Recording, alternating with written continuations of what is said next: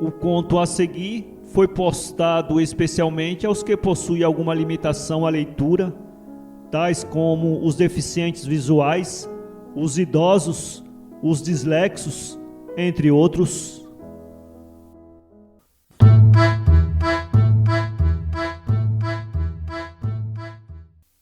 Esta é uma gravação da Fitoteca Kate Harman, da Shalom, Liga Israelita do Brasil. Locução de Clara Kochen. Missa do Galo. Machado de Assis. Nunca pude entender a conversação que tive com uma senhora há muitos anos. Contava eu 17, ela 30. Era noite de Natal. Havendo ajustado com um vizinho irmos à missa do Galo, preferi não dormir. Combinei que eu iria acordá-lo à meia-noite. A casa em que estava hospedado era do escrivão Menezes, que fora casado em primeiras núpcias com uma de minhas primas. A segunda mulher, Conceição, e a mãe desta acolheram-me bem quando vim de Mangaratiba para o Rio de Janeiro, meses antes a estudar preparatórios. Vivia tranquilo naquela casa assobradada da Rua do Senado, com os meus livros, poucas relações, alguns passeios. A família era pequena, o escrivão, a mulher, a sogra e 2 escravas. Costumes velhos. Às 10 horas da noite toda a gente estava nos quartos, às 10h30 a casa dormia. Nunca tinha ido ao teatro e mais de uma vez, ouvindo dizer ao Menezes que ia ao teatro, pedi-lhe que me levasse consigo.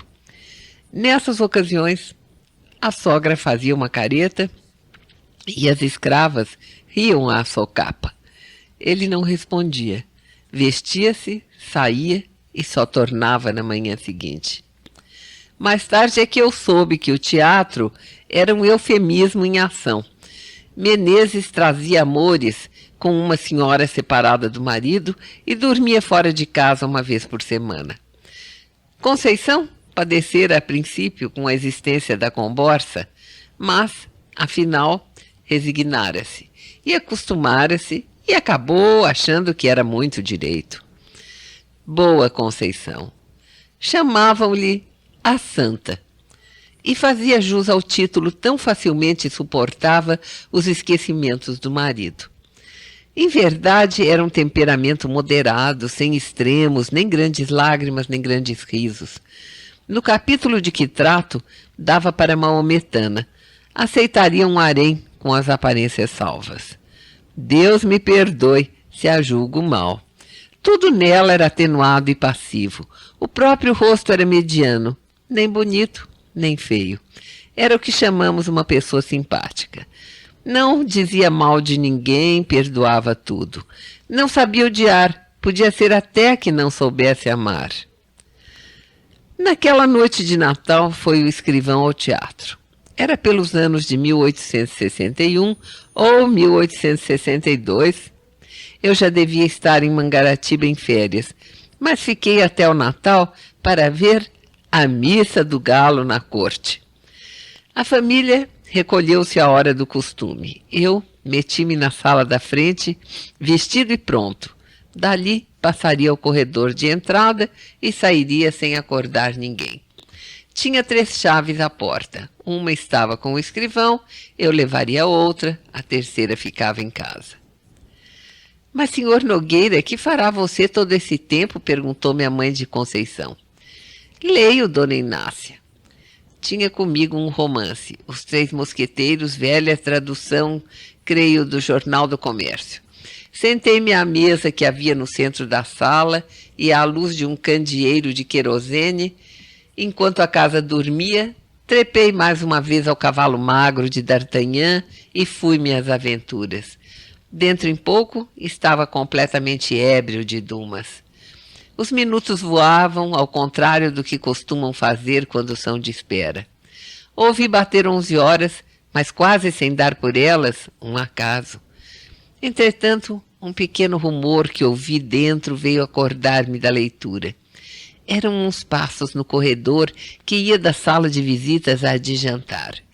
Levantei a cabeça, Logo depois vi assomar à porta da sala o vulto de Conceição.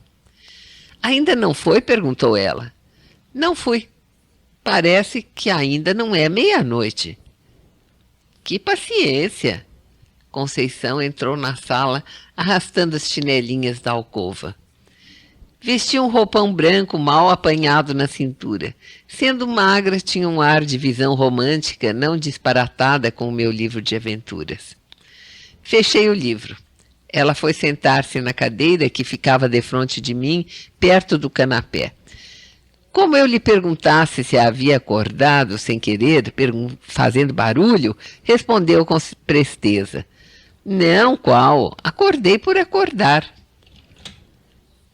Fitei-a um pouco e duvidei da afirmativa. Os olhos não eram de pessoa que acabasse de dormir. Pareciam não ter ainda pegado no sono. Essa observação, porém, que valeria alguma coisa em outro espírito, depressa a botei fora, sem advertir que talvez não dormisse justamente por minha causa, e mentisse para me não afligir ou aborrecer. Já disse que ela era boa, muito boa. Mas a hora já há de estar próxima, disse eu. Que paciência a sua de esperar acordado enquanto o vizinho dorme, e esperar sozinho? Não tem medo de almas do outro mundo? Eu cuidei que se assustasse quando me viu. Quando ouvi os passos, estranhei, mas a senhora apareceu logo. Que é que estava lendo? Não diga, já sei, é o Romance dos Mosqueteiros. Justamente, é muito bonito. Gosta de romances? Gosto. Já leu A Moreninha? Do Dr. Macedo? Tenho lá em Mangaratiba. Eu gosto muito de romances, mas leio pouco por falta de tempo. Que romances é que tem lido? Comecei a dizer-lhe os nomes de alguns. Conceição ouvia-me com a cabeça reclinada no espaldar, enfiando os olhos por entre as pálpebras meio cerradas, sem os tirar de mim. De vez em quando passava a língua pelos beiços para umedecê-los. Quando acabei de falar, não me disse nada. Ficamos assim alguns segundos. Em seguida, via endireitar a cabeça, cruzar os dedos e sobre eles pousar o queixo, tendo os cotovelos nos braços da cadeira, tudo sem desviar de mim os grandes olhos espertos. Talvez esteja aborrecida, pensei eu, e logo alto. Dona Conceição, creio que vão sendo horas e eu... Não, ainda é cedo. Vi agora mesmo o relógio, são 11h30, tem tempo. Você perdendo a noite, é capaz de dormir de dia? Já tenho feito isso. Eu não. Perdendo uma noite, no outro dia estou que não posso. E meia hora que seja hei de passar pelo sono. Mas também estou ficando velha. Que velha o quê, Dona Conceição? Tal foi o calor de minhas palavras que a fez sorrir. De costume, tinha os gestos demorados e as atitudes tranquilas. Agora, porém, ergueu-se rapidamente, passou para o outro lado da sala e deu alguns passos entre a janela da rua e a porta do gabinete do marido. Assim, com o desalinho honesto que trazia, dava-me uma impressão singular. Magra embora tinha não sei que balanço no andar, como quem lhe custa levar o corpo. Essa feição nunca me pareceu tão distinta como naquela noite. Parava algumas vezes examinando um trecho de cortina ou consertando a posição de algum objeto no aparador. Afinal, deteve-se, ante mim, com a mesa de permeio. Estreito era o círculo das suas ideias. Tornou ao espanto de me ver esperar acordado. Eu repeti-lhe o que ela sabia, isto é, que nunca ouvira a missa do galo na corte e não queria perdê-la. É a mesma missa da roça. Todas as missas se parecem. Acredito, mas aqui há de haver mais luxo e mais gente também. Olha a Semana Santa na corte. É mais bonita que na roça. São João não digo, nem Santo Antônio. Pouco a pouco tinha-se reclinado, fincara os cotovelos no mármore da mesa e meter o rosto entre as mãos espalmadas. Não estando abotoadas as mangas, caíram naturalmente e eu vi-lhe metade dos braços muito claros e menos magros do que se poderia supor. A vista não era nova para mim, posto também não fosse comum. Naquele momento, porém, a impressão que tive foi grande. As veias eram tão azuis que, apesar da pouca claridade, podia contá-las do meu lugar. A presença de Conceição espertara-me ainda mais que o livro. Continuei a dizer o que pensava das festas da roça e da cidade e de outras coisas que me iam vindo à boca. Falava emendando os assuntos, sem saber porquê, variando deles ou tornando aos primeiros e rindo para fazê-la sorrir e ver-lhe os dentes que luziam de brancos, todos iguaizinhos. Os olhos dela não eram bem negros, mas escuros. O nariz, seco e longo, um tantinho curvo, dava-lhe ao rosto um ar interrogativo. Quando eu alteava um pouco a voz, ela reprimia-me. Mais baixo, mamãe pode acordar.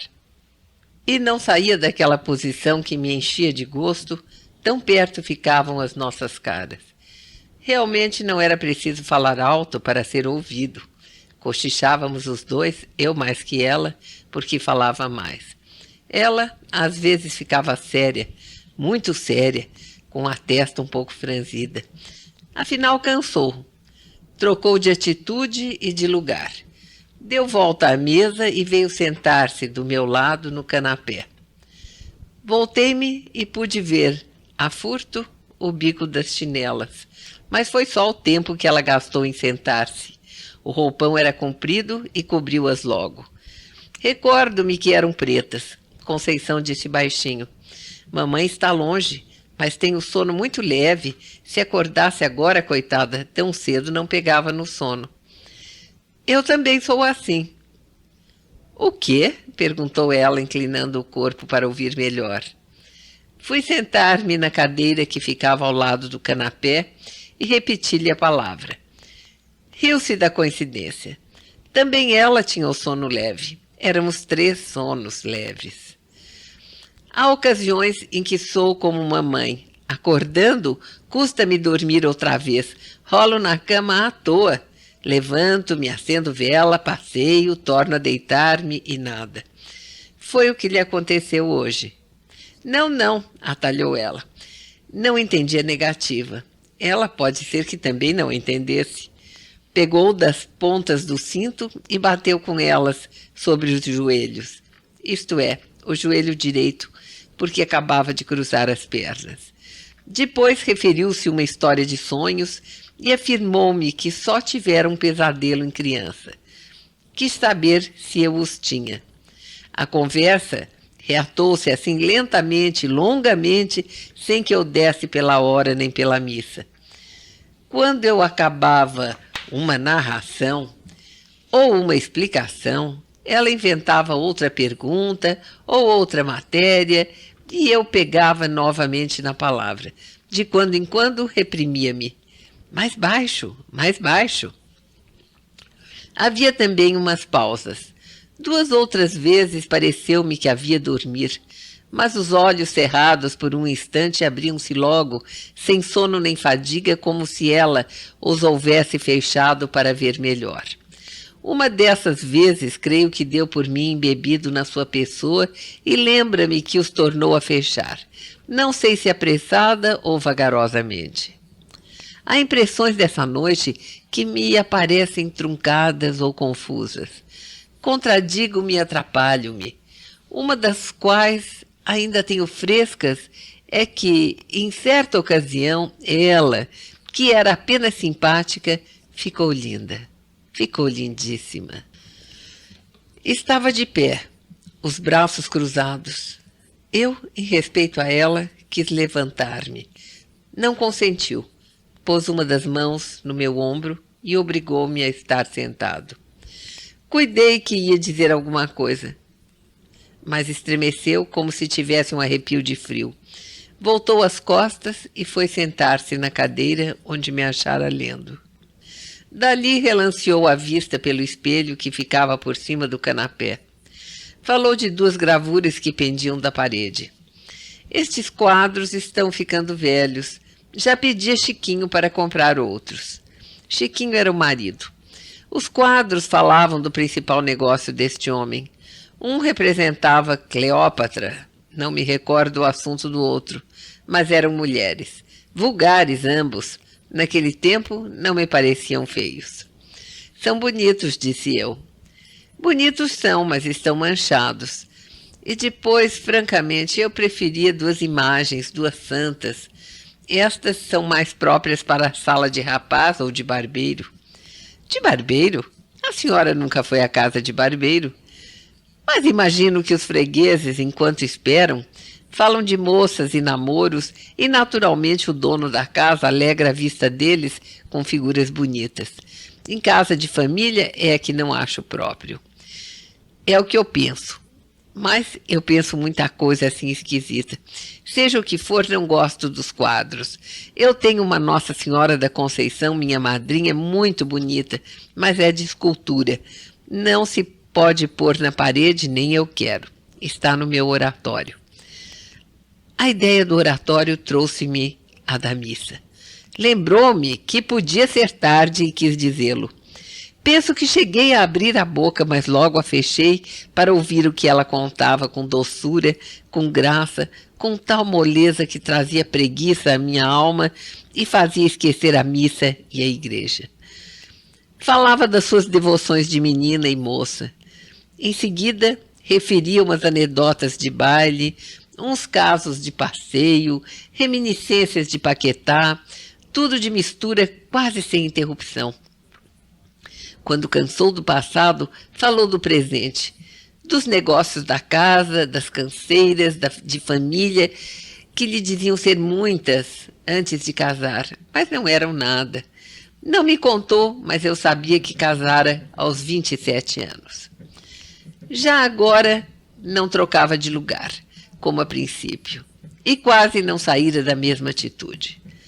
Não tinha os grandes olhos compridos e entrou a olhar à toa para as paredes. Precisamos mudar o papel da sala, disse daí a pouco como se falasse consigo. Concordei para dizer alguma coisa, para sair da espécie de sono magnético ou o que quer que era que me tolhia a língua e os sentidos. Queria e não queria acabar a conversação.